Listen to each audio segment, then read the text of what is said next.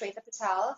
I am talking about contraception misgivings or misconceptions today. I hope everyone's having a wonderful Friday. I actually just got back from a pretty long drive, so I am ready to hit the sack.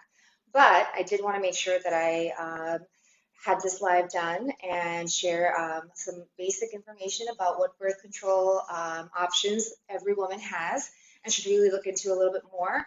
And a lot of the common misconceptions women will have that maybe prevents them from utilizing birth control options that might actually be really good for them. So straight off the bat, one of the biggest ones that I often get is, hi Tanya. One of the biggest misconceptions I hear women say that prevents them or gives them concern about using birth control is that it can cause weight gain. And that is true for some birth control options and not at all a concern for others. And so the reason why some birth control options can actually cause weight gain is because ultimately most birth control options are hormones. And if you are taking a hormonal form that contains both estrogen and progesterone, and you're taking it in a form that is either the birth control pill, the patch, NuvaRing, something that's going to have to go through your bloodstream and then subsequently work on your ovaries, your body will see that hormone amount and will subsequently actually respond to it because it is a steroid, just like as if you were taking steroids, just in a slightly lower amount. And so because hormones such as estrogen and progesterone are ultimately steroidal hormones, they can cause a little bit of water weight retention that causes weight gain. The other part is it can stimulate tissue in a woman's body that is kind of mimicking that of when she is pregnant. So if you are worried about weight gain resulting from birth control pills, one of the things that might be reassuring is that it's going to be in specific places, most likely. The most common place a woman will notice changes in her size are her breast tissue. Some people might not think that's a bad thing. Some people may not necessarily think that's a great thing. But the ultimate, understanding of that is pretty important because knowing what to expect when you start a birth control pill will obviously guide which one to start. And so combination birth control pills such as Yaz or orthocycline, Janelle, Wegovy, these are all combination birth control pills, and we call them combination because they have both estrogen and progesterone in them. And yes, they can cause a slight gain in weight, usually water weight retention. One of the few oral birth control pills that don't necessarily trigger that same kind of a reaction, or they have something in them that balances it out, is any kind of Yaz or Yaz generic. And the reason for that is because the way the hormones in Yaz act on your body, one of them has the effect of like a diuretic. So it sort of balances the effect that steroids can have on your body in terms of water weight retention by creating that diuretic or water pill effect. So if you're going to choose one and you're concerned about weight gain, the oral contraceptive pill that I commonly will prescribe is Yaz or its various generic components. Another common misgiving or misconception about birth control is that all birth control options will increase your risk of blood clots or cancer. So believe it or not, any birth control that actually prevents you from ovulating, so such as the pill, NuvaRing, the patch, even the subdermal implant or Depo-Provera, anything that essentially will work by prevention of ovulation is actually not going to increase your risk of cancer straight off the bat, but it actually might even reduce your risk of cancer. So women who have been on birth control or hormonal suppression for at least 5 years in their lifetime, you're reducing your risk of ovarian cancer and uterine cancer because your body is not going through the same ovulatory cycles that you would if you were not on birth control. So in a sense, it's actually protective.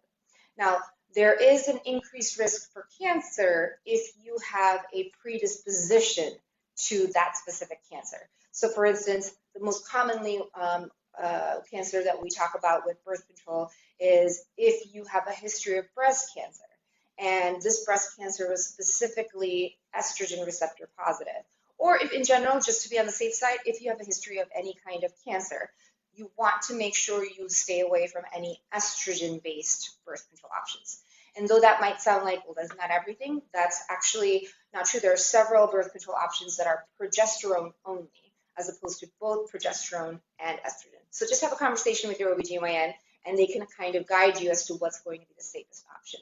Same goes for if you have an increased risk for blood clots or having any kind of a clotting disorder that makes you more prone to developing blood clots, deep venous thrombosis, or pulmonary embolism, such as if you have another medical condition that affects your blood vessels, like high blood pressure. If you have high blood pressure, you're a smoker, you are overweight, add on top of that that you're over the age of 35 or any combination of these, then your risk for using combination birth control pills, i.e. anything that has estrogen in it, it will increase your risk for developing blood clots.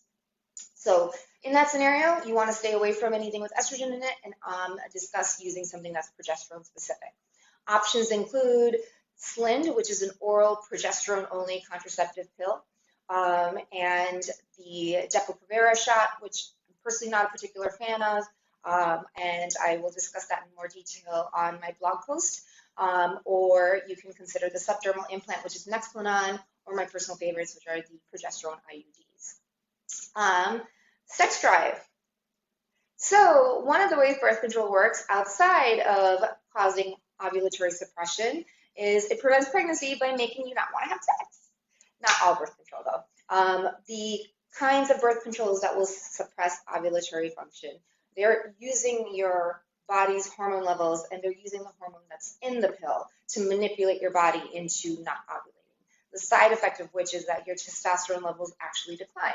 That's part of the reason why birth control pills with estrogen and progesterone in them typically will make your skin clearer, will actually reduce how much facial hair a woman might generate, and potentially make your breast tissue bigger. It is essentially making you more estrogen prone. And so if it's reducing your testosterone levels, that is part of the primary reason why it's reducing your sex drive. So yes, if you're already on other medications that might affect your sex drive, or if you're already prone to having a low sex drive, then you might want to discuss options that don't involve that side effect. Options include the IUDs. Again, one of the reasons why they are my favorite. And then I keep talking about the intrauterine devices. I keep saying they're my personal favorite. But the biggest question I get about intrauterine devices are, well, don't they hurt going in? Isn't that something you have to have placed? Isn't that something only women who've had babies can have done?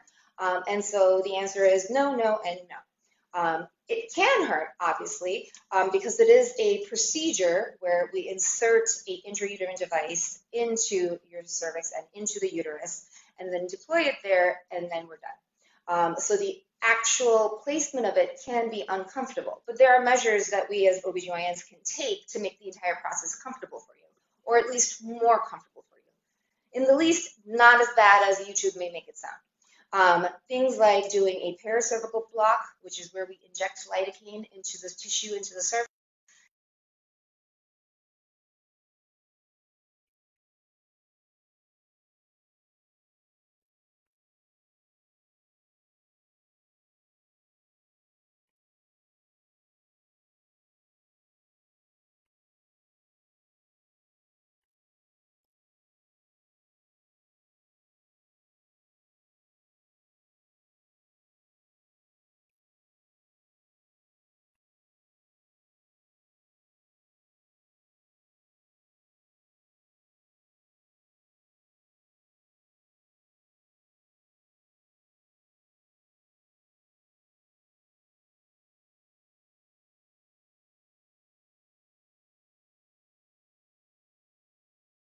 And the other question is, do women have to have had babies before having an IUD?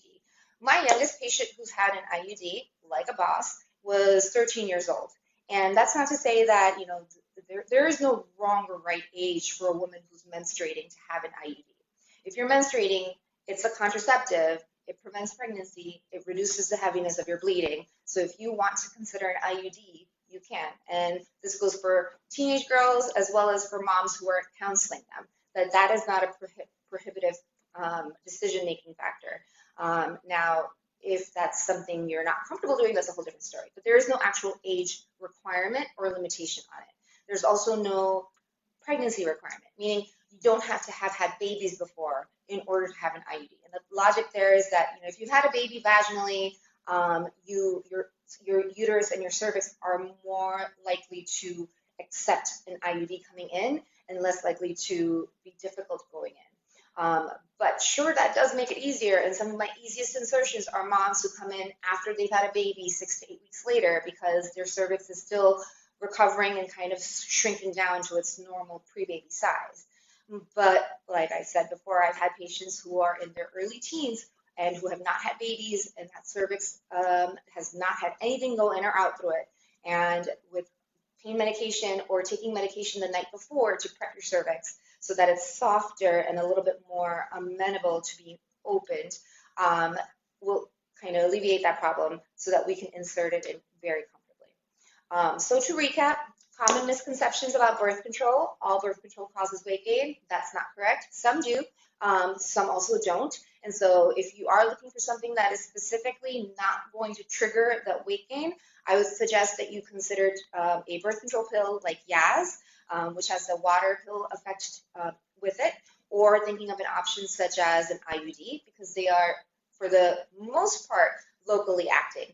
And what do I mean by locally acting? Real briefly, an IUD, typically, a progesterone IUD, will typically have anywhere from 11 to 52 milligrams of hormone in them. And that will last an IUD and leave it effective for anywhere from 3 to 7 years, meaning 11 to 52 milligrams of hormone will last over 3 to 7 years. Think about how little of that hormone you're getting, and when you compare it to a single pill pack of birth control pills, will have anywhere from 20 to 35 milligrams of actual hormone in it for 1 month. So because the IUDs are actually directly inside your uterus and already where they need to be working, rather than having to go through the stomach and through the liver and then to the bloodstream and then to the ovaries and then to the uterus, the IUD is already there. So a very less, comparatively smaller amount of hormone is actually being utilized to do the same job.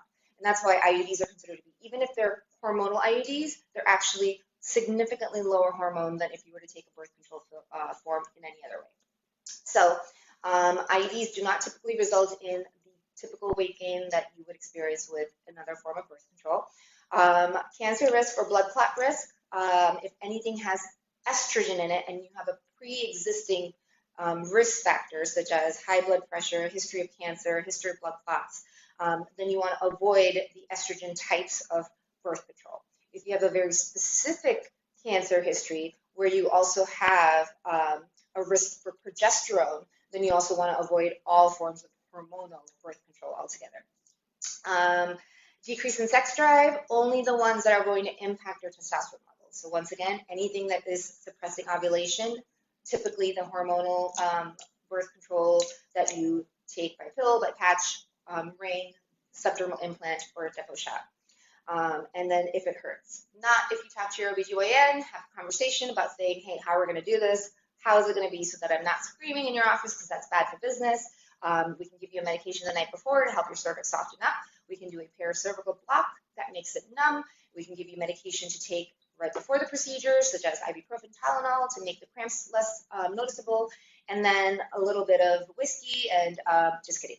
Just, quick procedure, less than 5 minutes in the office setting. Majority of my patients are like, whoa, you're done? And that's it. So that is all for today. Thank you for tuning in, and I hope you all have a wonderful weekend. Enjoy this weather, and we'll talk soon. Take care.